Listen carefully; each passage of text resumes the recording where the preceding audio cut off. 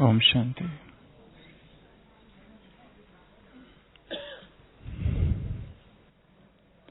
एक ट्रेन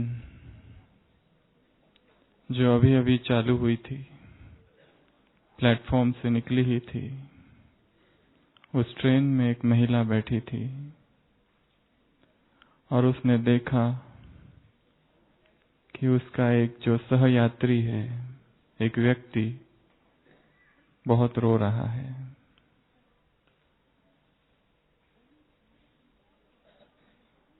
आंसू पोंछे जा रहा है। उस महिला को लगा शायद जिनसे दूर जा रहा है उसका ये दुख है, और उसने पूछना ठीक नहीं समझा। रात हो गई, वो महिला सो गई। परंतु जब दूसरा दिन था ट्रेन में, तो उसने देखा कि वो पुरुष, वो व्यक्ति अभी भी रोए जा रहा है, बहुत रो रहा है, आंसू पोंछ रहा है और रोए जा रहा है, रोए जा रहा है। उसके मन में प्रश्न आया कि इससे पूछूं क्या कारण है, क्यों रो रहे हो। फिर लगा पता नहीं इसके जीवन में कोई आंतरिक दुख होगा, दर्द होगा, कोई ऐसी पीड़ा होगी, और न मालूम यदि मैं पूछ बैठी तो हो सकता है कि उसका वो दुख, वो दर्द शायद बढ़ जाए। इसलिए दूसरे दिन भी वो महिला उस व्यक्ति को केवल देखती है, कहती कुछ नहीं, परंतु वो सहयात्री सारे ही दिन भर रोते रहता है, रोते रहता है, रोते रहता है, आंसू पोंछते रहता है, अपना मुंह छिपाता है, पैरों में रुमाल से आंसू पोंछे जाता है। तीसरा दिन आता है ट्रेन में। अब उस महिला से रहा नहीं जाता, क्योंकि वो अब भी रो रहा है, और वैसे ही रो रहा है जैसे ट्रेन चालू होने के 2-3 मिनट के बाद वो रो रहा था। तो वो महिला से अब रहा नहीं जाता है, और वो पूछती है कि क्या दुख है, क्यों आप रो रहे हो। तो वो व्यक्ति कहता है कि क्या बताओ, मैं बता नहीं सकूंगा, और रोने लगता है। वो कहती है कि बताओ, शायद तुम्हारा दुख हल्का हो जाए, शायद मैं तुम्हें कुछ मदद कर सकूं। तो वो व्यक्ति कहता है, ये ट्रेन तो कन्याकुमारी जा रही है और मुझे तो दिल्ली जाना था, और इसी दुख की वजह से मैं रो रहा हूं। और जैसे ही ट्रेन में बैठने के बाद मुझे ये पता चला, तभी से मेरा दुख आरंभ हुआ, क्योंकि ये तो उस गंतव्य की ओर जा ही नहीं रही जहां मुझे पहुंचना था। और 3 दिन तक वो रोता रहा, और 3 दिन तक वो दुख मनाता रहा। चाहता तो शायद किसी ट्रेन पर में किसी स्टेशन पर उतरकर दूसरी ट्रेन ले लेता, परंतु नहीं ली, और रोता रहा, रोता रहा, रोता रहा। ट्रेन गलत थी।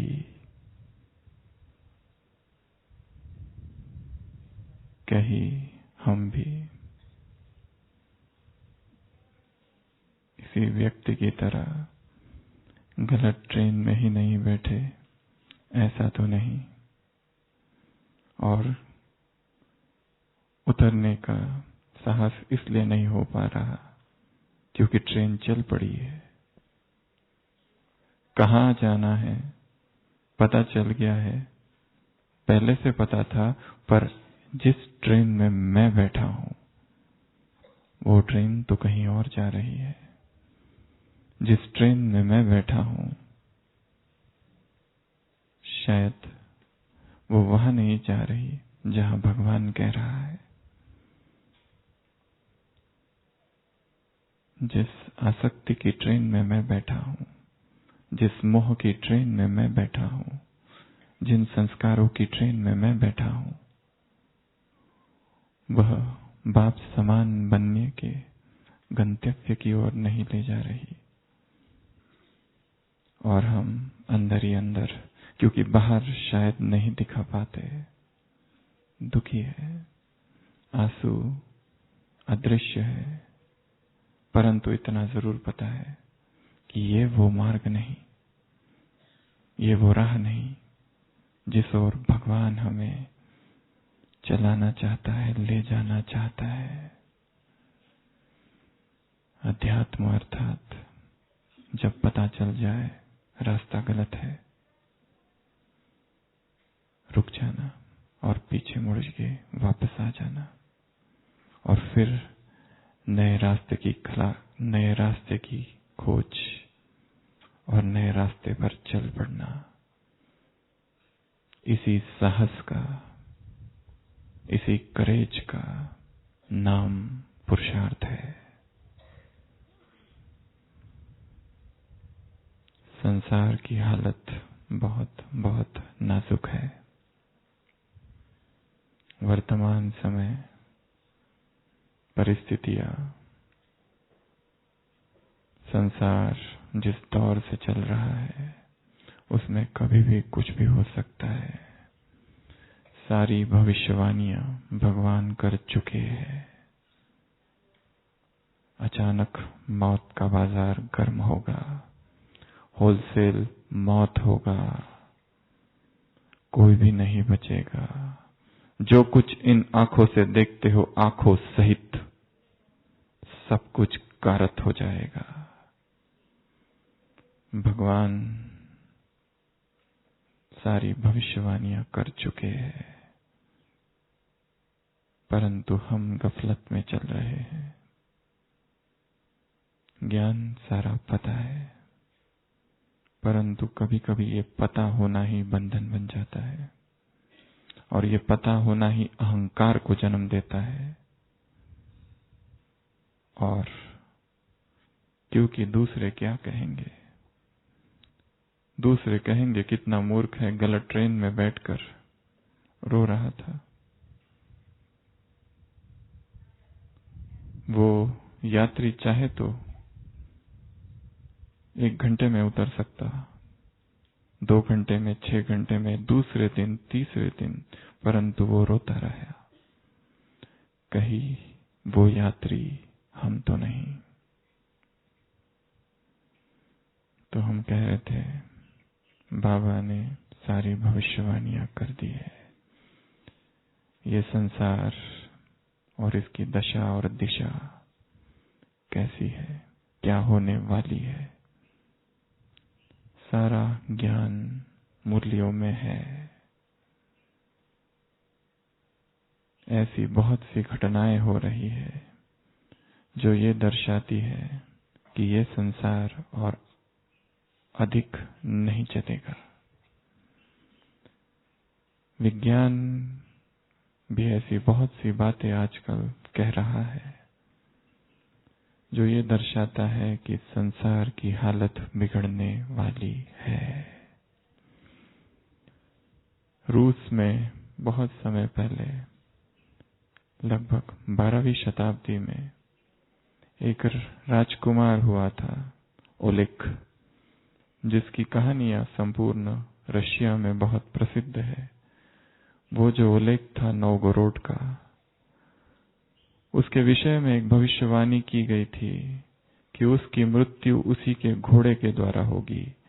और जैसे ही वो बड़ा हुआ और उसे पता चला, उसने अपना घोड़ा दूर कहीं भिजवा दिया ताकि जिस वजह से मृत्यु होने वाली है वो कारण ही मिट जाए। बहुत दयालु था, दयावान था, साहसी था, परंतु मृत्यु का भय तो उसे भी था। घोड़े को बहुत दूर भिजवा दिया, कई वर्षों तक शासन किया और एक दिन अचानक उसने पूछा कि मेरा वो घोड़ा था, उसका क्या हुआ? तो मंत्रियों ने कहा उस घोड़े की मृत्यु हो चुकी है। उस ओलेग ने कहा कि मुझे उस स्थान पर जाना है जहां पर उसकी मृत्यु हुई है। लोगों ने कहा कि उससे तो, क्योंकि वो आपका घोड़ा था, राजसी घोड़ा था, उसे दफना दिया गया है। वो कहता है मुझे वहां जाना है, उसे वहां ले जाया जाता है। वो कहता है मुझे कब्र को देखना है, कब्र को खोदो। कब्र को खोदा जाता है। उस घोड़े की खोपड़ी होती है सामने रखी, और वो जैसे ही वहां जाता है और खोपड़ी को हाथ लगाता है, वहां से एक सांप आता है और उसे काट देता है और वो मर जाता है। जो भविष्यवाणी उसके विषय में कही गई थी सत्य हुई। बाबा ने संसार के विषय में बहुत सी बातें कह रखी है। ऐसी ऐसी बातें कह रखी है कि वो सारी बातें यदि हम बुद्धि के मन के सामने लाए तो शायद कंपन होगा, भयभीत होंगे। भगवान वाच है कि संसार में रक्त की नदियां बहेगी। कैसे बहेगी? आज की क्लास में हम इसका विस्तार इतना नहीं करेंगे। संसार में तो रक्त की नदियां बहेगी, परंतु एक नदी यहां भी बहेगी।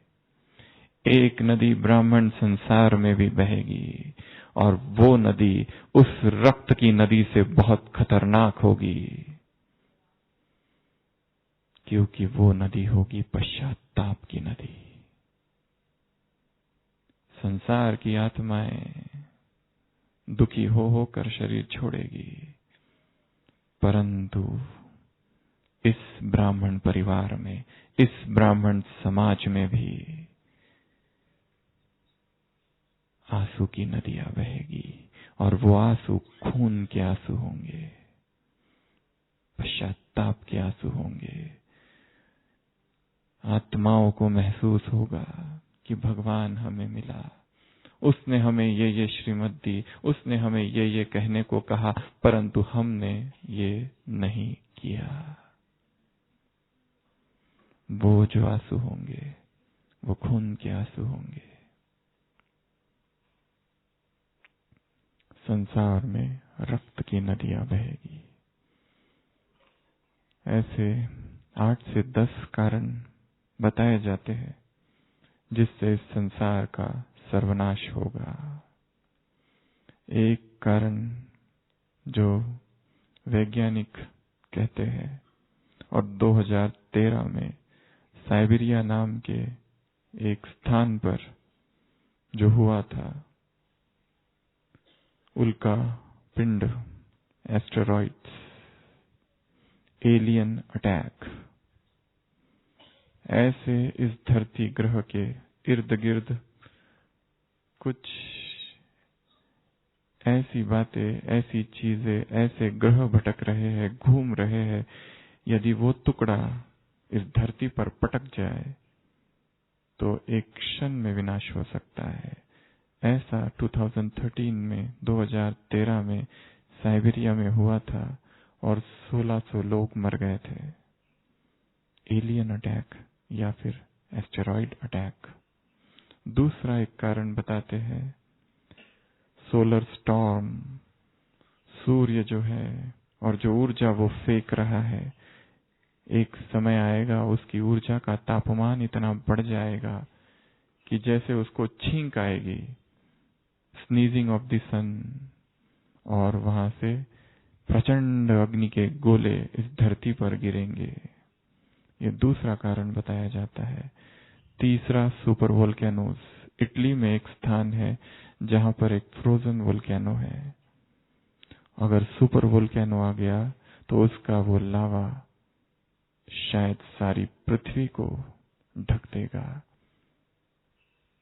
अगला एक कारण है methane sea belt, methane sea burst. जो समुद्र है उसके नीचे मीथेन गैस, मीथेन का एक तल है, वो यदि फैल जाए पूरे समुद्र में तो संपूर्ण समुद्र के जो प्राणी है, जीव जंतु है, नाश हो जाएंगे। और वैज्ञानिकों का कहना है कि ऐसा हुआ था बहुत समय पहले। दूसरा एक कारण है जिसकी चर्चा बाबा कहते हैं, third world war, nuclear war. स्थिति अभी भी बहुत गंभीर है। अभी भी शिखर वार्ता नॉर्थ कोरिया और अमेरिका के बीच अब तक नहीं हुई है। 12 जून को शायद होगी या नहीं होगी, पता नहीं। Summit meeting. स्थिति अभी भी गंभीर है। एनवायरमेंटल डैमेज, इम्पैक्ट, धरती, जल, वायु सब कुछ प्रदूषित हो रहा है। Green house effect, black hole theory. जो तापमान 1880 में धरती का था, उससे 0.8 डिग्री अभी बढ़ चुका है। जो ग्लेशियर से बर्फ पिघलेगा, और जब बर्फ पिघलना चालू करेगा तो सुनामी आएगा और वो सारा पानी शहरों में घुसेगा। बाढ़। बाबा ने कहा है 5 प्रकृति के खिलाड़ी खेल करेंगे। माया के 5 खिलाड़ी खेल करेंगे। पुराने संस्कार खेल करेंगे। भटकती हुई आत्माएं खेल करेंगे। और तुम्हारे अपने पुराने संस्कार। ऐसा ये अंतिम भयंकर दृश्य होगा। प्राकृतिक आपदाएं होगी। एक प्राकृतिक आपदा आ जाती है तो हलचल हो जाती है संसार में। सोचो, यदि 5 तत्व एक साथ महाप्रलयंकारी विनाश करेंगे तो हमारी कैसी स्थिति होगी। क्या हम अशरीरी हो सकेंगे। सुबह कहा है बाबा ने, बाप ड्रिल मास्टर है, बाप आए हैं तुम्हें ड्रिल सिखाने के लिए, अशरीरी भव। क्या ऐसा अशरीरीपन का अभ्यास हमें है कि उस समय जब विनाश का तांडव नृत्य होगा, उस समय 73 की मुरली विनाश की वर्षा होगी। अव्यक्त महावाक्य है बाबा के। होलसेल मौत। कौन किसका क्रियाक्रम करेगा। ऐसा भयंकर वातावरण संसार में होने वाला है। गृह युद्ध होगा। सब कुछ भूल जाएंगे, प्रेम की बातें, और धर्म के नाम पर रक्तपात होगा। ये धरती रक्त रंजित होगी। ऐसा भयंकर युद्ध होगा। जो ट्रेन पाकिस्तान से भारत आई थी 47 में, लाशों से बटी हुई थी।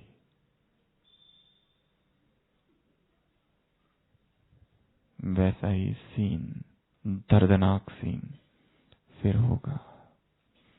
ये संसार में क्या होगा उसका वर्णन बहुत खतरनाक होगा। सोचो, आंखें बंद कर कर रक्त की नदियां किसे कहा जाता है।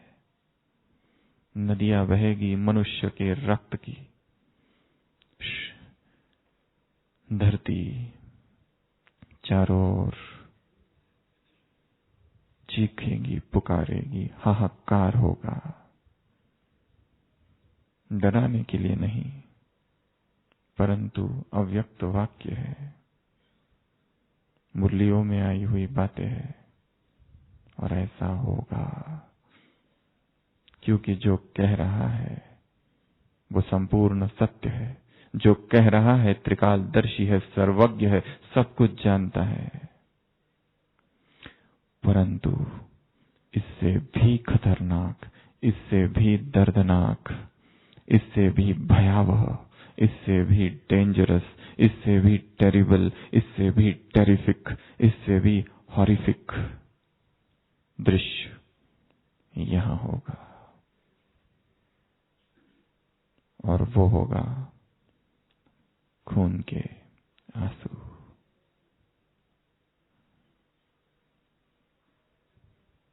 मेडिकल साइंस में ऐसी कुछ बीमारियां हैं जहां पेशेंट्स को खून के आंसू आते हैं।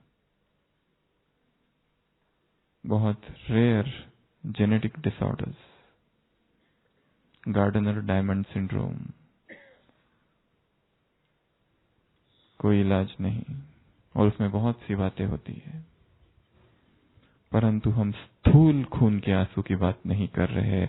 हम वो दर्द के आंसू, वो पीड़ा के आंसू, वो पश्चाताप के आंसू, उसकी बात कह रहे हैं। और जो आंसू और जो नदियां इस ब्राह्मण परिवार में, इस ब्राह्मण शहर में, इस ब्राह्मणों के गांव में बहेगी, वो होगा पश्चाताप। एक अव्यक्त वाणी है 70s की, जिसमें बाबा ने कहा है ब्राह्मण परिवार में ये 3 बातों की रीति रस्म मत चालू करो। 3 P's, पाप करना, पश्चाताप करना, पार्डन, माफी मांगना। पाप करते रहो बार बार, पश्चाताप करते रहो बार बार, और माफी मांगते रहो बार बार। बाप को फिर लिख के रहो, एक ही एक सॉरी।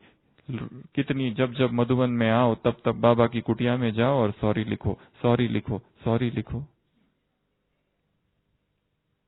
अव्यक्त महावाक्य है बाबा के कि इन 3 बातों की रीति रस्म इस ब्राह्मण परिवार में तुम्हें चालू नहीं करना है। पाप, पश्चाताप, पार्डन। पाप करते रहना, पश्चाताप करते रहना, और माफी मांगते रहना। एक चर्च में एक व्यक्ति रोज जाता था, 10 साल से एक ही प्रार्थना करता था, हे प्रभु, हे प्रभु, हे प्रभु, help me get rid of this cobweb. मेरे जीवन में ये जो मकड़ी का जाल है, इससे मुझे मुक्त करो।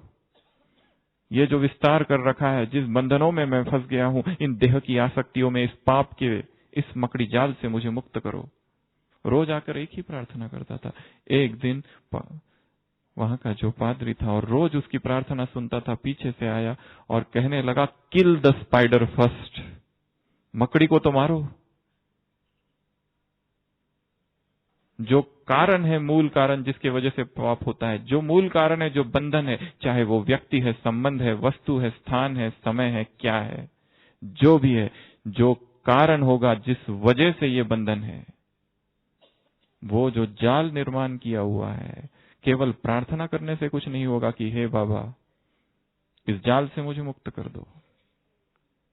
मटकी को फोड़ो, आज सुबह की अव्यक्त वाणी साकार मुरली।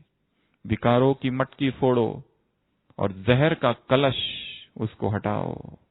सुनी ना मुरली? क्या होती है ये विकारों की मटकी और क्या होता है जहर का कलश? बाप आए हैं तुम्हारे सिर पर ज्ञान का कलश रखने के लिए। क्या ऐसे ही चिल्लाते रहेंगे और दुखी होते रहेंगे और पश्चाताप करते रहेंगे? पश्चाताप नहीं, अब प्रायश्चित्त करना है। 2 शब्द है भाषा में, पश्चाताप और प्रायश्चित्त। पश्चाताप अर्थात मेरे से गलती हो गई, आज कल नहीं करूंगा। चोरी हो गई, नहीं करूंगा। गलत बोल दिया, नहीं बोलना चाहिए था। विकार में चला गया, नहीं जाना चाहिए था। गलती हो गई, बाबा माफ कर दो। यह है पश्चाताप। चालू ही चालू है, चालू ही चालू है। परंतु प्रायश्चित्त कुछ और अवस्था है।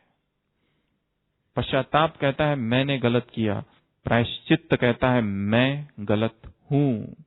चेतना का परिवर्तन जब होगा, ट्रांसफॉर्मेशन जब होगा, उसे कहा जाता है प्रायश्चित्त।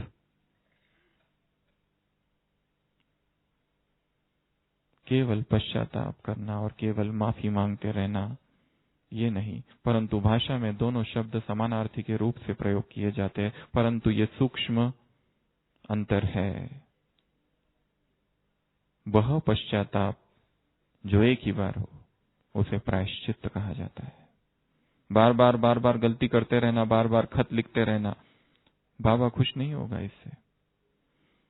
तीव्र पुरुषार्थ की 1987 की एक अव्यक्त वाणी में बाबा ने परिभाषा दी है, जो गलती एक बार की है उसको दोबारा न करना, अर्थात तीव्र पुरुषार्थ। ये परिभाषा है तीव्र पुरुषार्थ की। तो आज की इस क्लास में ऐसी 10 बातें हम देखेंगे। यदि हम अभी भी सावधान न हुए, कल की वाणी थी, मीठे बच्चे, माया का पहरा तुम पर है, इसलिए सावधान।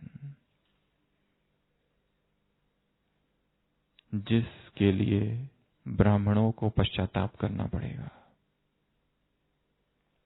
और खून के आंसू बहाने पड़ेंगे। अंग्रेजी का बहुत सुंदर शब्द है रिपेंटेंस। दोनों के लिए प्रयुक्त होता है प्रायश्चित या पश्चाताप। गलत हो गया, नहीं करना चाहिए था, और गलत कर दिया और उसके बाद में छिपाया, ये तो और बड़ी बात है। विदेश में कभी संत हुआ था सेंट अगस्टीन, और क्रिश्चियनिटी को सबसे ज्यादा प्रभावित करने वाली उसकी जीवन कहानी the Confessions of Saint Augustine. उसने अपने जीवन में मैंने क्या क्या गलतियां की, क्या क्या पाप किए, what are moral sins I committed, वो सारों का उसने वर्णन किया है।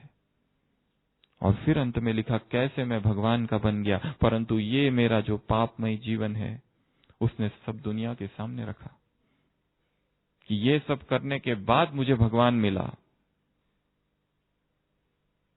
सब कुछ लिखा, वो सारे सिंस, वो सारे पाप, कुछ भी नहीं छिपाया दुनिया से, खुली किताब के जैसे लिख दिया।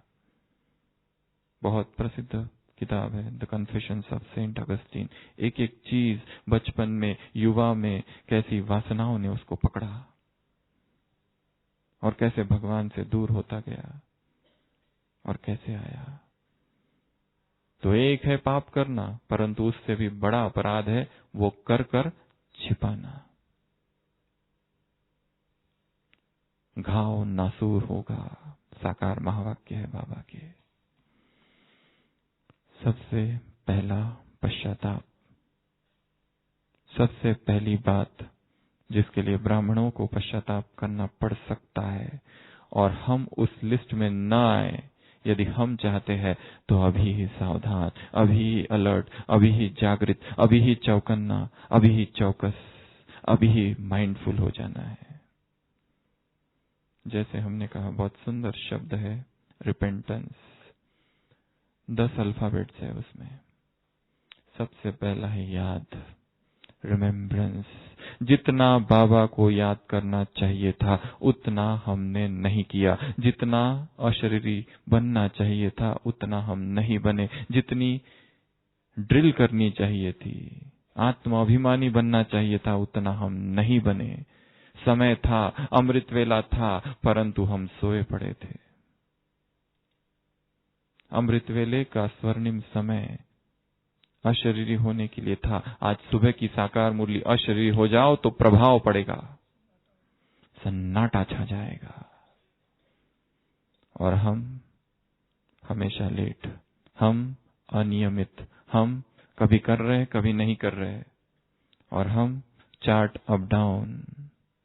सबसे बड़ा पश्चाताप तो इस बात का होगा, रिमेम्बरेंस का, याद का।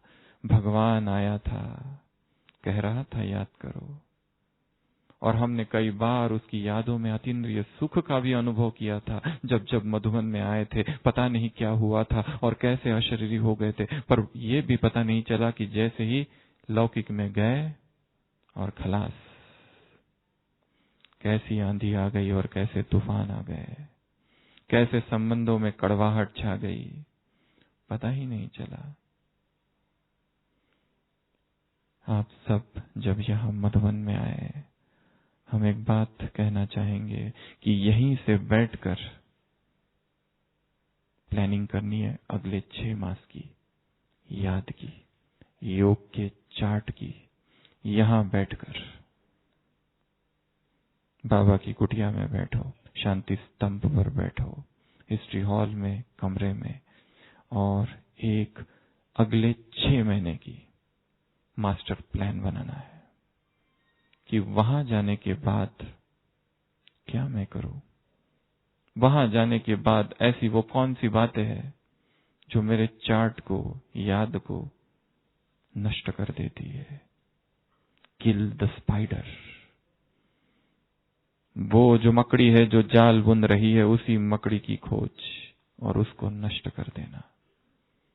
कौन है वो? क्या व्यक्ति है, वस्तु है, संबंध है, धन है, पद है, क्या है? संसार की आसक्तियां है, संसार के भोग विलास है, क्या है? हम वो नहीं कर सकते जो संसार की आत्माएं कर रही है। वही भाग दौड़, भागे जा रहे हैं, भागे जा रहे हैं, भागे जा रहे हैं। भगवान कह रहा है रुको, मैं आया हूं, परंतु ब्राह्मण आत्माएं भी भाग रही है उन्हीं वस्तुओं के पीछे जिन वस्तुओं के पीछे संसार भाग रहा है, उन्हीं अल्पकाल के नाम मान शान के पीछे। सेवाएं दूर रह रही है और कुछ और ही कर रहे हैं। करना कुछ और चाहिए, कर क्या रहे हैं? ट्रेन में जा रहे हैं, बुद्धि कहीं और है। सुबह मुरली में बाबा कह रहे हैं ट्रेन पूरी तुम्हारी प्रजा बन जाए। हाथ में लिटरेचर और साथ कौन? जो बताएगा उसको इनाम। लाडला कृष्ण। सेवा करो। और हम किस बात में लगे हुए हैं? आत्माओं का कल्याण करने में, या खुद ही अपने दुख दर्द में डूबे हुए हैं? खुद ही गलतियां कर रहे हो और रोज पश्चाताप कर रहे हैं, रोज रो रहे और रोज खत लिख रहे हैं बाबा को माफ कर दो। बाबा कहते हैं बस ये लिखो, आया हूं, ओके, सब ठीक चल रहा है। शक्तिशाली अमृत वेला हुआ, मुरली का चिंतन मनन हुआ, बाबा सेवाएं भी आज बहुत की, मैं संतुष्ट रहा, मुझसे सब संतुष्ट रहे, कहीं कोई श्रीमत का उल्लंघन नहीं किया। रात को सोते समय ऐसी शक्तिशाली स्थिति में सो जाना, तो सोचो कैसा अमृत वेला होगा दूसरे दिन। तो सबसे पहला पश्चाताप होगा याद का। और दूसरा है ई, एम्पावर। खुद को शक्तिशाली नहीं बनाया, इसका पश्चाताप। खुद को हम शक्तियों से भर सकते थे, भगवान आया था, अपनी सारी शक्तियां हमें दे रहा था, परंतु हम कुछ और बातों में लगे थे, ईश्वरीय शक्तियों को स्वयं में नहीं भरा। और फिर जब दर्दनाक दृश्य सामने आएंगे और फिर भटकती हुई आत्माएं का प्रकोप होगा, तब हम भयभीत हो जाएंगे। तब लगेगा क्यों मैं अपने आप को शक्तिशाली मैंने नहीं बनाया। समय था, अवसर था, स्थान भी था, फिर भी मैंने शक्तिशाली नहीं बनाया। दुख होगा, रिमोर्स, पेनिटेंस, कॉन्ट्रिशन, कॉन्ट्राइट स्पिरिट। बाइबल में कई जगह लिखा है, ओ ई कॉन्ट्राइट स्पिरिट, हे पश्चाताप करने वाले जाग, अब तो जाग। रियल कॉन्ट्रिशन हो, रियल पश्चाताप हो, झूठा झूठा नहीं, दिखावे वाला नहीं। किसको छल रहे हैं? स्वयं को। स्वयं को व्यक्ति छलता है।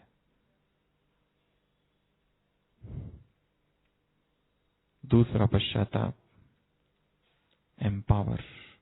मैंने स्वयं को एम्पावर नहीं किया, सशक्तिकरण नहीं किया।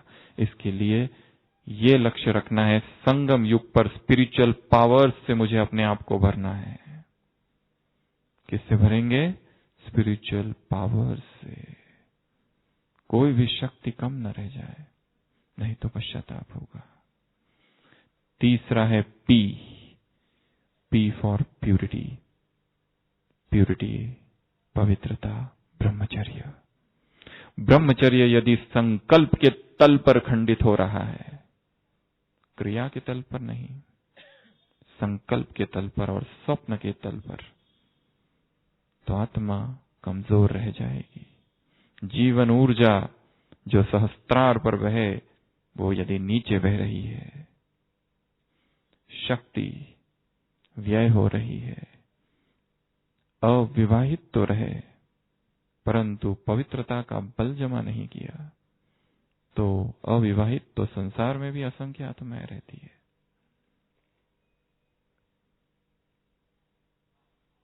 सेलिबसी केवल ब्रह्मचर्य नहीं, ब्रह्मचर्य की बहुत ऊंची परिभाषा है। ब्रह्मी स्थिति, ब्रह्म में जो आत्मा की स्थिति है वो ब्रह्मचर्य। ब्रह्मा का जो आचरण था वो ब्रह्माचर्य। संपूर्ण पवित्रता जहां हो वो ब्रह्मचर्य। यदि बार बार किसी का ब्रह्मचर्य खंडित हो रहा है संकल्प के तल पर और कल्पना के तल पर, इमेजिनेशन के तल पर, भाव के तल पर, भावना के तल पर, संबंधों के तल पर कुछ और भावनाएं प्रकट हो रही है, स्त्री की पुरुष के प्रति और पुरुष की स्त्री के प्रति, भाई की बहन के प्रति और बहन की भाई के प्रति। साकार और अव्यक्त महावाक्य है, भाई बहन इस संबंध में भी चंचलता आ सकती है। इससे भी ऊपर आत्मा, जबरदस्त पश्चाताप होगा। बाप एक ही काम करने के लिए संसार में आया है, पतित को पावन। पश्चाताप होगा, मैं नहीं बना, दाग रह गया, सफेद कागज पर काला दाग। इसे हल्का नहीं समझना। 15 नवंबर 2003 अव्यक्तवाणी, बहुत बड़ी चोट है। ये नहीं कहना बाबा क्या करे, थोड़ा सा इता हो गया नहीं, थोड़ा नहीं बहुत है। आंखें खोलकर सुनो, कान खोलकर सुनो, दोनों ही कान खोलकर सुनना। देखा है ना बाबा का वो चित्र धर्मराज वाला, सेंटरों पर लगा हुआ है। पवित्रता, ये पश्चाताप ना हो कि हम अपवित्रता का वार अब भी हो रहा है, और अंतिम समय में जिसकी जो कमजोरी रह गई है वही कमजोरी बाहर आएगी, बाकी सब नहीं आएगा। जो कमजोरी रह गई है बस वही बाहर आएगी, जिससे भयभीत था वही बाहर आएगा। उसके बाद में REPE, अर्निंग ब्लेसिंग्स। जितनी दुआएं कमानी चाहिए थी उतनी हमने नहीं कमाई। बाप की दुआएं, ब्राह्मण परिवार की दुआएं, स्वयं की दुआएं, रह गया। उसकी दुआएं हम तब कमाएंगे जब उसकी मत पर चलेंगे। ऐसे ही उसकी दुआएं नहीं मिलेगी, ऐसे ही वो खुश नहीं होगा। झूठ उसके दरबार में नहीं चल सकता। ट्रिब्यूनल ब्राह्मण परिवार के लिए बैठेगी, संसार की आत्माओं के लिए नहीं। साक्षात्कार यहां कराए जाएंगे कि तुमने ये पाप किए इसलिए तुम्हें ये सजा, इसलिए ये पद। संसार की आत्माएं जहां रक्त की नदियां बहेगी वहां ये सब नहीं होगा। ट्रिब्यूनल इस परिवार के लिए है, दिखाया जाएगा। कोई ये नहीं कह सकेगा कि मैं वो नहीं था, वो तो कोई था मेरा जुड़वा भाई।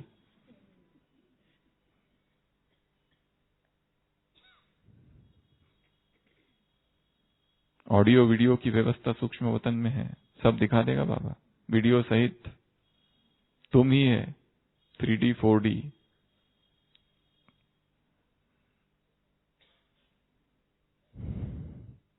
दुआएं कमानी है सेवाओं से, श्रीमत पर चलकर। N, नियम और मर्यादा है। हम ये नहीं कह सकते कि मुझे तो ये पता ही नहीं था। Excuse of ignorance of law excuses none. गलत साइड से चल रहे हो, पुलिस पकड़ ले और आप कहें मुझे पता नहीं था इधर का, तो कहेगा अच्छा चलो तुमको पता नहीं था, जाओ जाओ। ऐसा करता है? अज्ञान कारण नहीं दिया जा सकेगा कि ये मुझे पता नहीं था। सब कुछ बता चुके हैं बाबा 70s 80s 90s की मुरलियों में। ह्यूमन साइकोलॉजी का ऐसा कोई एस्पेक्ट नहीं जो भगवान ने नहीं बताया है। कार्ल जुंग और सिगमंड फ्राइड और एल्डर की थियोरीज इसके सामने कुछ नहीं है। जो साइकोलॉजिस्ट बता रहे हैं वो भगवान ने सब कुछ बता चुके हैं, और उससे भी कई गुना अधिक गहराई में। हमने नहीं पढ़ा, ये कारण हम नहीं दे सकेंगे। तो नियम और मर्यादा है। हमें तो पता नहीं था, इस तरह अकेले में नहीं जाना चाहिए था घूमने। हमें नहीं पता था, क्या ये कह सकेंगे?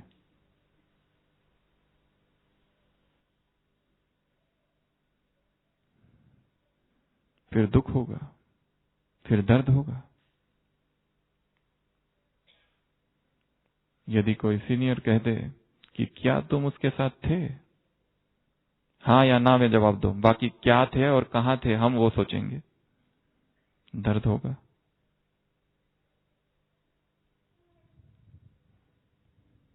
नियम और मर्यादाओं को रिवाइज करना है। जिनके पास वो लिस्ट नहीं है नियम और मर्यादाओं की, वो प्राप्त कर सकते हैं, मधुवन में मिल जाएगी। ब्राह्मणों के क्या नियम है और क्या मर्यादा है। एन के बाद टी, टाइम वेस्ट। संगम युग का ये समय कितना महत्वपूर्ण था और हम लगे थे व्हाट्सएप पे, सोशल मीडिया में, फेसबुक में, और नाम सेवाओं का दे रहे थे और तृप्ति अपने अंदर के दमित भोग इच्छा की कर रहे थे।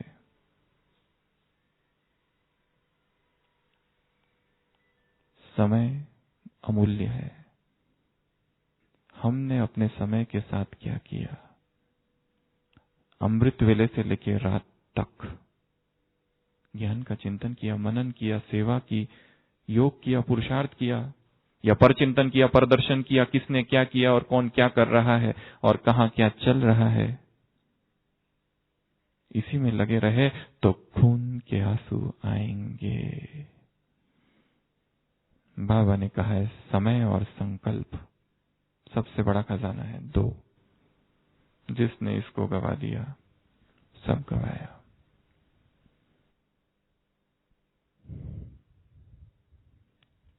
REPENTA, abuse father. बाप की जिसने निंदा की, भगवान जब धरा पर आया, बाबा तो ये भी कहते हैं जिसने मुझे सर्वव्यापी कहा उस सब ने मेरी निंदा की, एक एक से हिसाब लूंगा, एक को भी नहीं छोड़ूंगा जिसने मुझे सर्वव्यापक कहा। ये बाबा का बहुत ही सेंसिटिव पॉइंट है। दो ही तो उसके सेंसिटिव है, एक तो गीता का भगवान और दूसरा सर्वव्यापी। बाकी सब चीजें ठीक है तुम्हारी, पर ये दो चीजें तुमने जो की, मैं छोड़ूंगा नहीं तुमको। दादी जानकी ने एक बार बाबा से कहा भी था, बाबा आपको बुरा लगा क्या?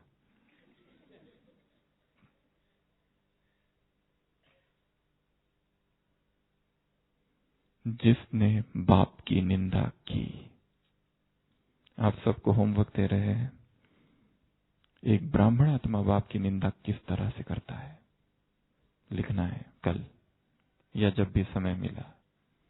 ऐसी चलन, ऐसा कुछ कर्म कर दे कि संसार में ब्रह्मा कुमारी इसकी ग्लानि हो जाए, निंदा हो जाए, लोग कहे ये लोग भी ऐसा करते हैं, और उसके लिए हम निमित्त बने।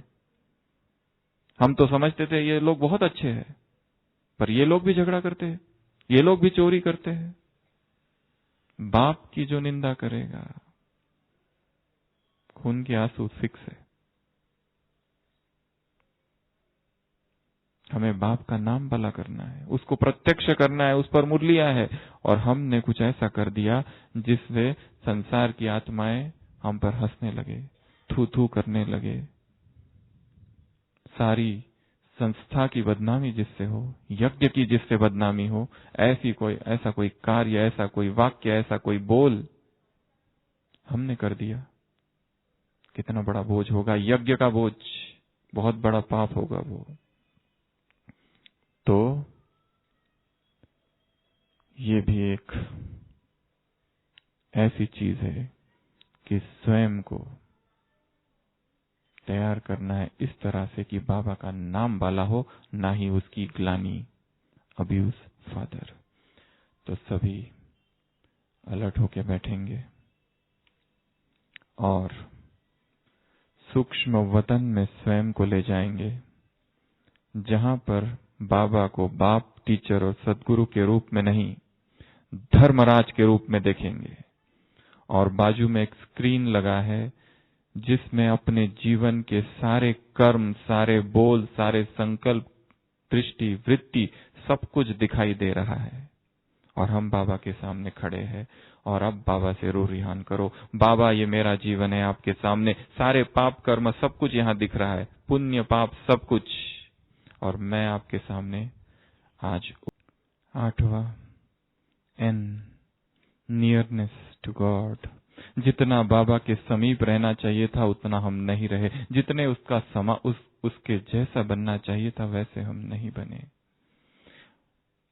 समय था, अवसर था, सब कुछ था, परंतु हम मित्र संबंधियों में इतने डूबे हुए थे, आसक्तियों में इतने फंसे हुए थे कि उससे भी समीप जाना है, उसके सामीप्य का भी अनुभव करना है, यही छूट गया। इसका जबरदस्त पश्चाताप होगा।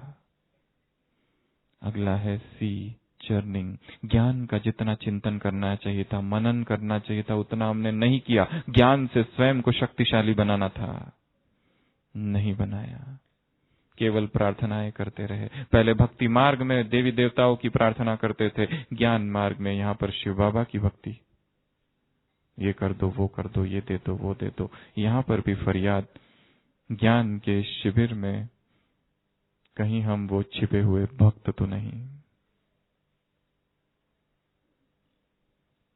चिंतन को बढ़ाना है, टॉपिक्स निकालने हैं मुरली से, रोज सोचना है ये बाबा ने क्यों कहा। एक टॉपिक हमने आपको दे दिया है, विकारों की मटकी फोड़ना अर्थात क्या, जहर का कलश उतारना अर्थात क्या। सोचते जाओगे और जीवन स्वतः ही परिवर्तन होगा।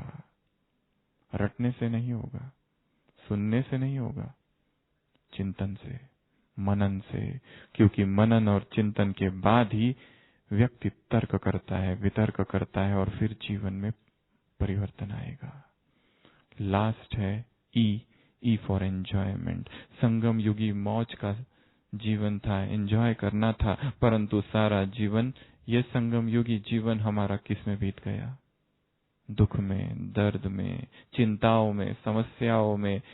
ये पाना है, वो पाना है, ये करना है, वो करना है। इन चिंताओं से ही मुक्त नहीं हो पाए तो मौज तो रही नहीं जीवन की। तो ऐसी इन 10 बातों का पश्चाताप और उससे खून के आंसू।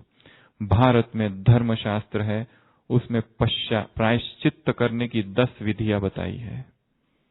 तो वही 10 विधियां अभी आगे प्रायश्चित्त की। जब भी भारत में, भारतीय संस्कृति में कोई बड़ा पाप कर लेता था, इनमें से एक चीज उसको करने को कहा जाता था, 1 या 10 के 10। वो यदि वो करे तो पाप का थोड़ा शमन होगा, पाप कम हो जाएगा। सबसे पहली विधि है दान। वहां पर बताया है स्थूल दान करो, अन्नदान, गोदान, वस्त्रदान। यहां पर यदि ब्राह्मण बनने के बाद, बाबा के बनने के बाद, ब्राह्मण बनने के बाद यदि हमें कहीं ना कहीं लगता है कि हमारे द्वारा भी श्रीमत का उल्लंघन हुआ, कोई सूक्ष्म पाप हुआ, तो हमें भी प्रायश्चित्त करना पड़ेगा। पहली विधि है दान, सूक्ष्म दान। जिस विकार के कारण वो पाप हुआ था उसका दान कर दो। जिस बंधन के कारण वो पाप हुआ था उस बंधन का दान कर दो। जिस व्यक्ति के कारण वो पाप हुआ था उस व्यक्ति का सदा के लिए त्याग। कुछ नहीं होने वाला, वो संबंध और ही निखरेगा। क्योंकि संबंधों में जो गिरावट आई थी वो अटैचमेंट से आई थी, और जब जब 2 व्यक्तियों के संबंध में डिटैचमेंट आएगी वो संबंध अपने आप सुधरेगा। और हम सोचते कहीं ये रूठ ना जाए, नहीं रूठेगा, और ही निखरेगा, प्रेम पल्लवित होगा उसमें। तो दान कर दो। वो कांटे, जो कांटा गड़ा है, निकाल कर बाबा कहता है मुझे दे दो, बबुलनाथ है। तो प्रायश्चित्त करने की सबसे पहली विधि है दान। दूसरा है उपवास या व्रत। कोई भी पाप संसार में किसी से हो जाता है तो क्या करते हैं? उपवास करते हैं। हमें भी उपवास करना है, हमें भी व्रत लेना है। यदि वो ब्रह्मचर्य का खंडन है तो पुनः अपनी ब्रह्मचर्य की प्रतिज्ञा को रिवाइज करो, अखंड भीष्म प्रतिज्ञा फिर करो, फिर से व्रत लो, फिर से उपवास। क्या वो चीज थी जो खा लिया जिसकी वजह से ये पाप हुआ? आंखों के द्वारा ऐसा क्या खा लिया था? कानों से क्या खा लिया था? ये दो ही मेन है। कुछ तो इन आंखों ने खाया था जिसके वजह से ये हुआ। अब उससे परहेज, अब उसका उपवास। तो प्रायश्चित्त की दूसरी विधि है उपवास और व्रत। स्वयं ही व्रत रखो, किसी के सामने घोषणा करने की आवश्यकता नहीं, किसी को बताने की आवश्यकता नहीं, मैंने ये पाप किया इसलिए ये कर रहा हूं, क्योंकि पाप सूक्ष्म था। प्रायश्चित्त भी सूक्ष्म होना चाहिए। तीसरी विधि है तीर्थ यात्रा। जब भी कोई पातक हो जाता था संसार में किसी भक्त के द्वारा, ब्राह्मण के द्वारा, तो क्या करते थे? तीर्थ यात्राएं करते थे। हमें भी तीर्थ यात्रा करनी है। कौन सी? एक तो आप अभी आ चुके हो, मधुबन ही संसार का सबसे बड़ा तीर्थ है। इस स्थान पर आ जाना ही एक अवसर है। नियति ने, ड्रामा ने, भगवान ने एक अवसर दिया है अपनी भूल को सुधारने का।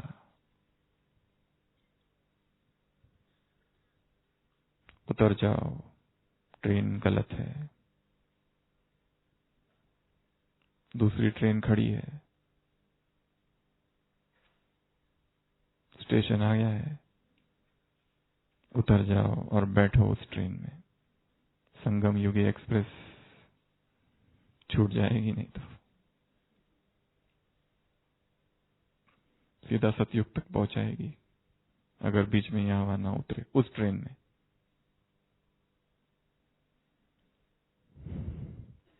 तीर्थ यात्रा सबसे सूक्ष्म तीर्थ यात्रा है, सूक्ष्म वतन और परम धाम की रूहानी यात्रा। इस तीर्थ यात्रा को बढ़ाना है। चौथा है तप। जब भी संसार में किसी के द्वारा पाप होता था तो तप करते थे, प्रायश्चित्त करते थे।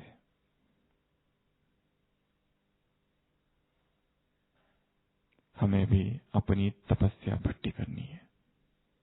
यहां आकर नहीं, केवल यहां से जाने के बाद वास्तविक भट्टी चालू होगी वहां, उसकी प्लानिंग यहां बैठकर करनी है।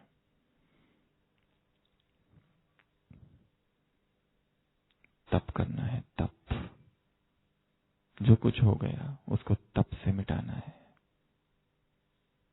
उसके बाद है अनुतप। अनुतप का अर्थ होता है पश्चाताप करना। हम प्रायश्चित की 10 बातें बता रहे हैं, उसमें एक बात है अनुतप। अनुतप अर्थात पश्चाताप, अपने आप को बताना कि हाँ मैंने ये गलती की है, मेरे से ये पाप हुआ है। स्वीकार करना पहले, एक्सेप्टेंस ऑफ द सिन। व्यक्ति तो स्वीकार ही नहीं करता है, सबसे पहली बात जस्टिफाई करता है, मॉडिफाई करता है, सप्रेस करता है, अपने पाप को छिपाता है। पहले तो एक्सेप्टेंस, अनुतप जिसको कहते हैं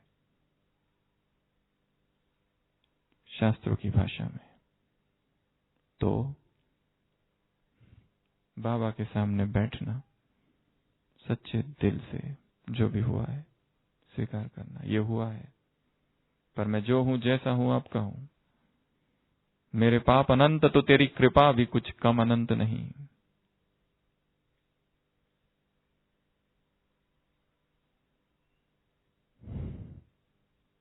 उसके बाद है होम। होम करना अर्थात यज्ञ करना। जब भी संसार में कोई पाप करता था तो यज्ञ करते थे, और इस संसार में सबसे बड़ा यज्ञ है ज्ञान यज्ञ। गीता में अर्जुन को भगवान कहते हैं, अर्जुन तुम ज्ञान यज्ञ करो, अपने आप को इस ज्ञान में डुबो दो। सारी अव्यक्त मूल्यों की स्टडी में अपने टाइम को लगाओ। स्पार्क की किताबें, अव्यक्त वाणियां, लिटरेचर है यज्ञ का, ज्ञानामृत मैगजीन्स है, भाई बहनों के अनुभव है, कितनी सारी बातें हैं पढ़ने के लिए। ज्ञान यज्ञ की शुरुआत करना है मन में। तब कहीं वास्तविक प्रायश्चित्त होगा। केवल माफी मांगने से कुछ नहीं होगा। माफी मांगो, कल फिर वही पाप करो।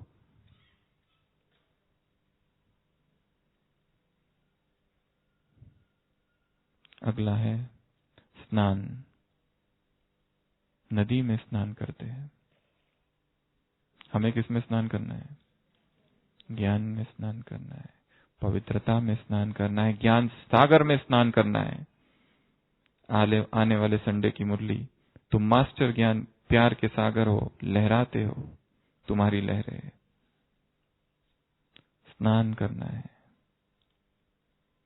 पवित्रता से, परमात्मा प्रेम से, वैराग से, तपस्या से, योग से, ज्ञान से, त्याग से। स्वच्छ करना है आत्मा को, धूल ना हो उसमें कोई। स्वच्छ जो होगा, blessed are the pure in heart for they shall see the Lord. निर्मल मन सो मोहि पावा, मोहि कपट छल छिद्र न भावा। कपट छल और छिद्र जिसमें है, राम कहते हैं वो मुझे नहीं प्राप्त कर सकते। निर्मल मन जन सो मोहि पावा, जो निर्मल हृदय है केवल वही मेरे है। तो स्नान, स्नान के बाद है संसार में विधि बताते हैं जप। जप करो तो पातक से मुक्त होंगे। हमें जप नहीं करना है, हमें जप करना है अजपा जाप, हमें जप करना है समान का जप, हमें जप करना है याद का जप। स्थूल जप से कुछ नहीं होगा, बाबा बाबा बाबा कहने से कुछ नहीं होगा। सूक्ष्म जप करना है, समान को याद करना, स्वयं को नशे में चढ़ाना। मैं कौन? सुबह कहा ना वरदान में, साधारण नहीं हो सकती तुम्हारी चलन। तुम अलौकिक हो, तुम अमूल्य हो, तुम हीरे तुल्य हो। स्व उन्नति का चश्मा तुमने पहना है, विशेषता देखने वाले तुम हो। तो जप, जप के बाद है एक शब्द है अभिशिष्ट। अभिशिष्ट या षष्ठ, हमने भी पहली बार सुना यह शब्द। इसका अर्थ होता है पब्लिक कन्फेशन, सबके सामने अपना गुनाह कबूल करना। जैसा बताया है महात्मा बुद्ध, अंगुलीमान होता है, वो अंगुलीमाल आता है और जब महात्मा बुद्ध की शरण में आ जाता है, अंत में एक ही उंगली चाहिए थी उसे और 1000 लोगों की तो मृत्यु कर मार चुका होता है, परंतु यहां आकर रुक जाता है और फिर शरण आ जाता है। वो कहता है अब मेरा प्रायश्चित्त क्या है, मुझे माफ कर दो। महात्मा बुद्ध कहते हैं मैं तुम्हें माफी नहीं दूंगा, तुम उनके अपराधी हो, जाओ उन सब गांव वालों से माफी मांगो, उन सब शहर वालों से माफी मांगो। वो जाता है, लोग उसे इतना मारते हैं, इतना मारते हैं कि दिखाया बाद में उसकी मृत्यु हो जाती है। पर महात्मा बुद्ध उससे कहते तुम ये जो मृत्यु हो रही है, अब तुम महान बनकर मर रहे हो, ये मृत्यु में भी धन्यता है तुम्हारी, क्योंकि तुम्हारे पास इतना साहस है कि तुमने सबसे माफी मांगी। पब्लिक कन्फेशन करना, सबके सामने अपने अपराध को, अपने पाप को स्वीकार करना कि ये जो अपराध है ये मुझसे हुआ। और कब हुआ? भगवान का बनने के बाद। कब हुआ? मधुबन में बाबा से मिलने के बाद। कब हुआ? मधुबन में भट्टी की, मधुबन में दादियों से मिले, पालना ली, बड़ों की पालना, मधुबन में रहे, सब कुछ करने के बाद, उसके बाद बाबा ये हुआ। और फिर कहना, और फिर पब्लिक कन्फेशन बहुत बड़ी चीज है, बहुत बड़ी चीज। और लास्ट में बताते हैं प्राणायाम। ये 10 विधियां है प्रायश्चित्त की। प्राणायाम अर्थात जिसमें व्यक्ति प्राणों का आयाम करता है, प्राणों को वश में करता है, अर्थात योग में लग जाता है। योग अर्थात संसार में योग, तो अभी अंतर्राष्ट्रीय योग दिवस होने वाला है, तो सब जगह पर योगासन, तो वो सब करना भी प्रायश्चित्त की एक विधि है। हमारा योग अर्थात श्वासों का केवल नियंत्रण नहीं, हमारा योग अभ्यास प्राणायाम अर्थात श्वासोश्वास एक की याद, ये प्रायश्चित्त है। तो प्रायश्चित्त की ऐसी 10 विधियां है। कौन कौन सी? पहला दान, दूसरा उपवास या व्रत, तीसरा तीर्थ यात्रा, चौथा तप, पांचवा अनुतप, अगला होम या यज्ञ, अगला स्नान अगला, जप अगला, अभिशिष्ट या अभिषष्ट है शायद, षष्ठ संस्कृत शब्द है, अगला प्राणायाम। तो ऐसी ये 10 विधियां है जिससे हमें प्रायश्चित्त करनी है। समय पूरा हो रहा है, 1-2 बातें और बताएंगे। शास्त्रों में ऐसे बहुत सारे उदाहरण हैं। रामायण में कैकेयी ने प्रायश्चित्त किया, महाभारत में शांतनु, महाभारत में कुंती, महाभारत में पांडु, महाभारत में कर्ण, ऐसे शब्द उसने बोल दिए थे। महाभारत में सुदामा, भागवत में धुंधुकारी, महात्मा बुद्ध के जीवन में अंगुलिमाल और आम्रपाली। ये ऐसे सब बहुत सारे उदाहरण हैं कि जिनसे कुछ न कुछ हुआ और उन्होंने फिर पश्चाताप किया, प्रायश्चित किया और उससे वो मुक्त हो गए। तो संसार में रक्त की नदियां बहेगी और यहाँ पर खून के आंसू, परंतु उन आंसुओं में मेरा आंसू ना हो। इसके लिए आज अभी इसी वक्त मधुबन की इस पावन भूमि में प्रतिज्ञा करना है कि अभी इसके बाद कोई विकर्म हमसे नहीं होगा। ओम शांति।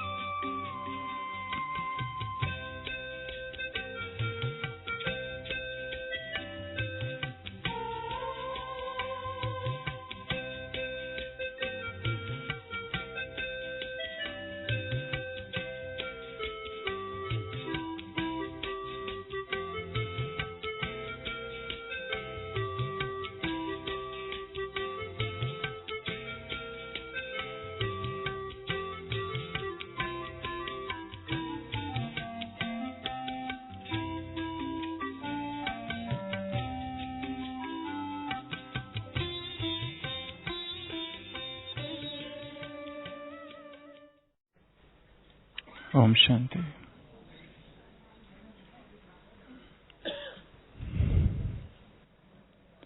एक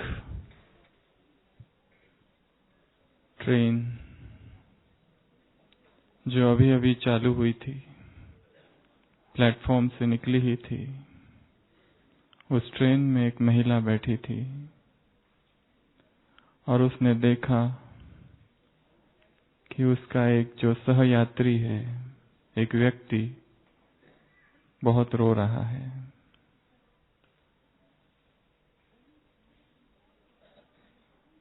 आंसू पोंछे जा रहा है। उस महिला को लगा शायद जिनसे दूर जा रहा है उसका ये दुख है, और उसने पूछना ठीक नहीं समझा। रात हो गई, वो महिला सो गई। परंतु जब दूसरा दिन था ट्रेन में, तो उसने देखा कि वो पुरुष, वो व्यक्ति अभी भी रोए जा रहा है, बहुत रो रहा है, आंसू पोंछ रहा है और रोए जा रहा है, रोए जा रहा है। उसके मन में प्रश्न आया कि इससे पूछूं क्या कारण है, क्यों रो रहे हो। फिर लगा पता नहीं इसके जीवन में कोई आंतरिक दुख होगा, दर्द होगा, कोई ऐसी पीड़ा होगी, और न मालूम यदि मैं पूछ बैठी तो हो सकता है कि उसका वो दुख, वो दर्द शायद बढ़ जाए। इसलिए दूसरे दिन भी वो महिला उस व्यक्ति को केवल देखती है, कहती कुछ नहीं, परंतु वो सहयात्री सारे ही दिन भर रोते रहता है, रोते रहता है, रोते रहता है, आंसू पोंछते रहता है, अपना मुंह छिपाता है, पैरों में रुमाल से आंसू पोंछे जाता है।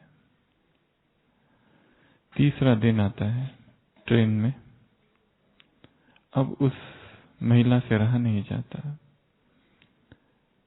क्योंकि वो अब भी रो रहा है, और वैसे ही रो रहा है जैसे ट्रेन चालू होने के 2-3 मिनट के बाद वो रो रहा था।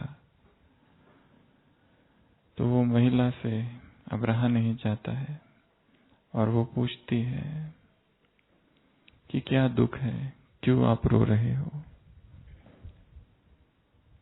तो वो व्यक्ति कहता है कि क्या बताओ, मैं बता नहीं सकूंगा, और रोने लगता है। वो कहती है कि बताओ, शायद तुम्हारा दुख हल्का हो जाए, शायद मैं तुम्हें कुछ मदद कर सकूं। तो वो व्यक्ति कहता है, ये ट्रेन तो कन्याकुमारी जा रही है और मुझे तो दिल्ली जाना था, और इसी दुख की वजह से मैं रो रहा हूं। और जैसे ही ट्रेन में बैठने के बाद मुझे ये पता चला, तभी से मेरा दुख आरंभ हुआ, क्योंकि ये तो उस गंतव्य की ओर जा ही नहीं रही जहां मुझे पहुंचना था। और 3 दिन तक वो रोता रहा, और 3 दिन तक वो दुख मनाता रहा। चाहता तो शायद किसी ट्रेन पर में किसी स्टेशन पर उतरकर दूसरी ट्रेन ले लेता, परंतु नहीं ली, और रोता रहा, रोता रहा, रोता रहा। ट्रेन गलत थी।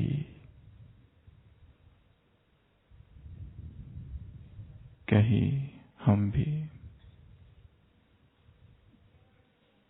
इसी व्यक्ति की तरह गलत ट्रेन में ही नहीं बैठे, ऐसा तो नहीं, और उतरने का साहस इसलिए नहीं हो पा रहा क्योंकि ट्रेन चल पड़ी है।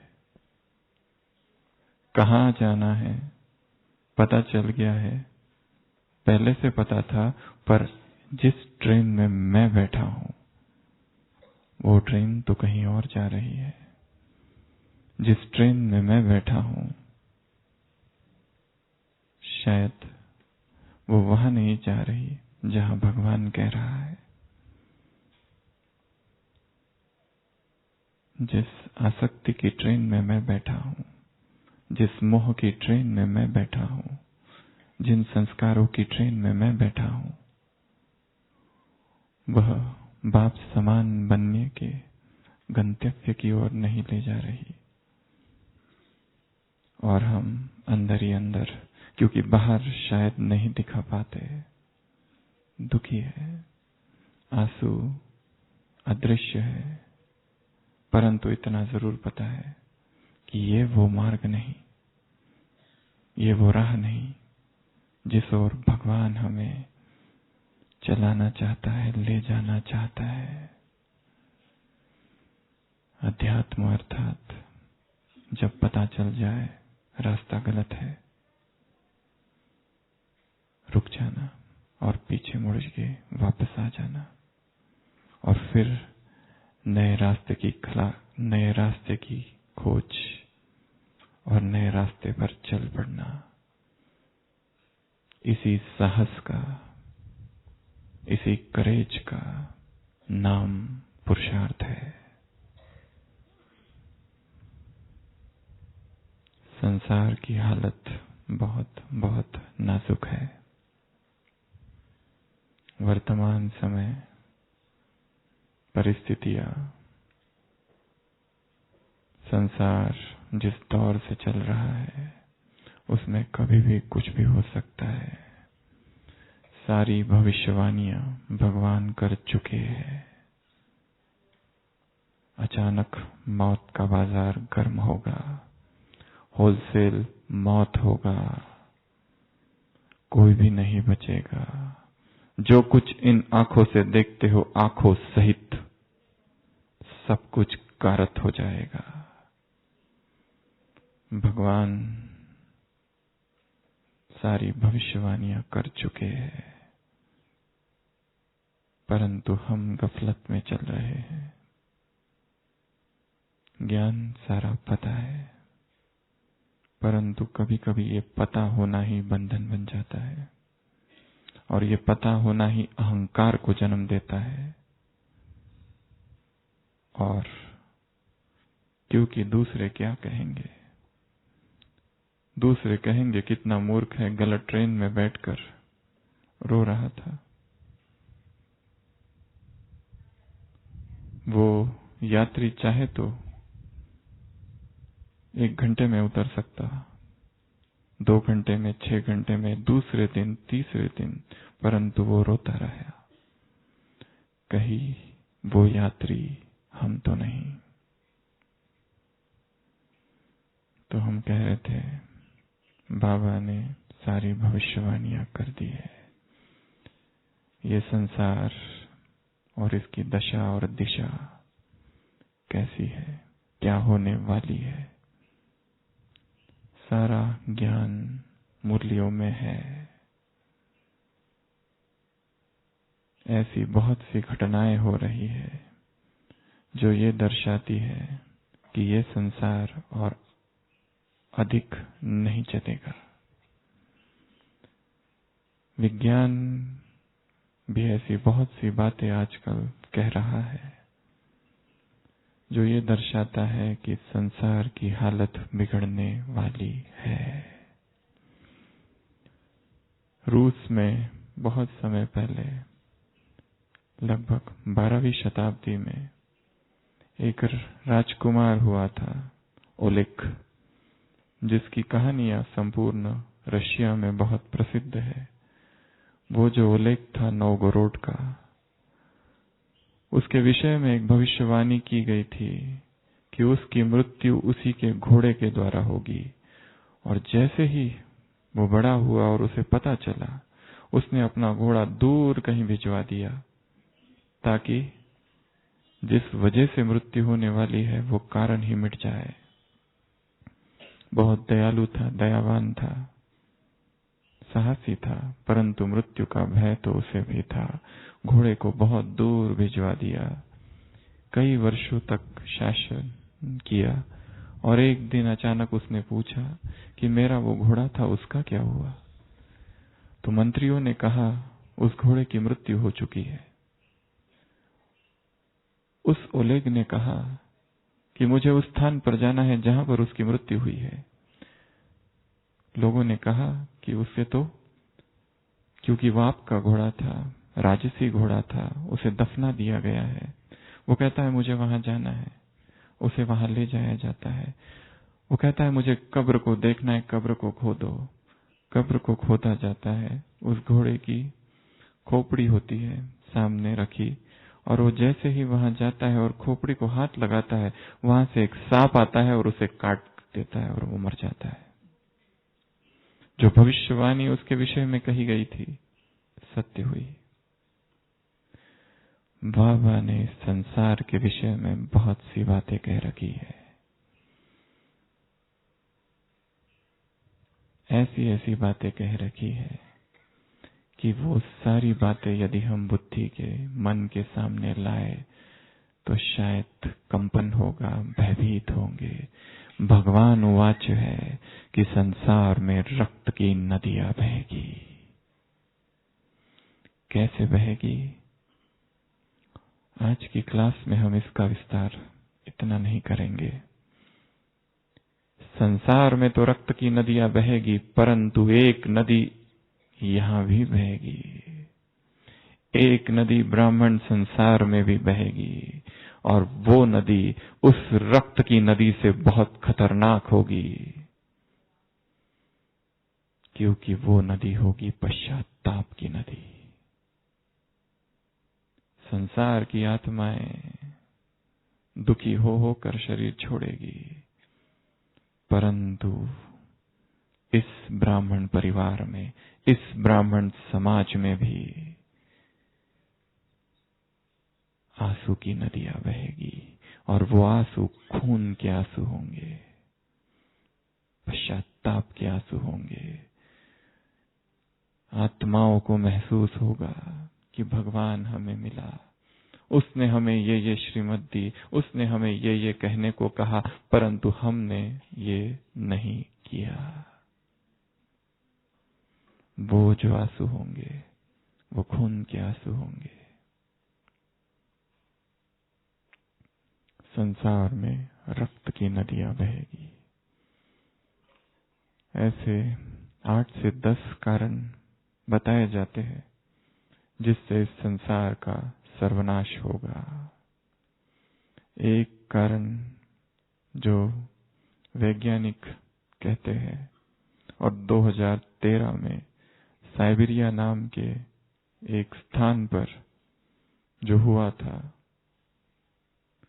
उल्का पिंड, एस्टेरॉइड्स, एलियन अटैक, ऐसे इस धरती ग्रह के इर्द गिर्द कुछ ऐसी बातें, ऐसी चीजें, ऐसे ग्रह भटक रहे हैं, घूम रहे हैं। यदि वो टुकड़ा इस धरती पर पटक जाए तो एक क्षण में विनाश हो सकता है। ऐसा 2013 में साइबेरिया में हुआ था और 1600 लोग मर गए थे। एलियन अटैक या फिर एस्टेरॉइड अटैक। दूसरा एक कारण बताते हैं, सोलर स्टॉर्म। सूर्य जो है और जो ऊर्जा वो फेंक रहा है, एक समय आएगा उसकी ऊर्जा का तापमान इतना बढ़ जाएगा कि जैसे उसको छींक आएगी, स्नीजिंग ऑफ द सन, और वहां से प्रचंड अग्नि के गोले इस धरती पर गिरेंगे। ये दूसरा कारण बताया जाता है। तीसरा, सुपर वोल्केनोज। इटली में एक स्थान है जहां पर एक फ्रोजन वोल्केनो है। अगर सुपर वोल्केनो आ गया तो उसका वो लावा शायद सारी पृथ्वी को ढक देगा। अगला एक कारण है methane sea belt, methane sea burst. जो समुद्र है उसके नीचे मीथेन गैस, मीथेन का एक तल है, वो यदि फैल जाए पूरे समुद्र में तो संपूर्ण समुद्र के जो प्राणी है, जीव जंतु है, नाश हो जाएंगे। और वैज्ञानिकों का कहना है कि ऐसा हुआ था बहुत समय पहले। दूसरा एक कारण है जिसकी चर्चा बाबा कहते हैं, third world war, nuclear war. स्थिति अभी भी बहुत गंभीर है। अभी भी शिखर वार्ता नॉर्थ कोरिया और अमेरिका के बीच अब तक नहीं हुई है। 12 जून को शायद होगी या नहीं होगी, पता नहीं। Summit meeting. स्थिति अभी भी गंभीर है। एनवायरमेंटल डैमेज, इम्पैक्ट, धरती, जल, वायु, सब कुछ प्रदूषित हो रहा है। Green house effect, black hole theory. जो तापमान 1880 में धरती का था, उससे 0.8 डिग्री अभी बढ़ चुका है। जो ग्लेशियर से बर्फ पिघलेगा, और जब बर्फ पिघलना चालू करेगा तो सुनामी आएगा और वो सारा पानी शहरों में घुसेगा। बाढ़। बाबा ने कहा है 5 प्रकृति के खिलाड़ी खेल करेंगे। माया के 5 खिलाड़ी खेल करेंगे, पुराने संस्कार खेल करेंगे, भटकती हुई आत्माएं खेल करेंगे, और तुम्हारे अपने पुराने संस्कार। ऐसा ये अंतिम भयंकर दृश्य होगा। प्राकृतिक आपदाएं होगी। एक प्राकृतिक आपदा आ जाती है तो हलचल हो जाती है संसार में। सोचो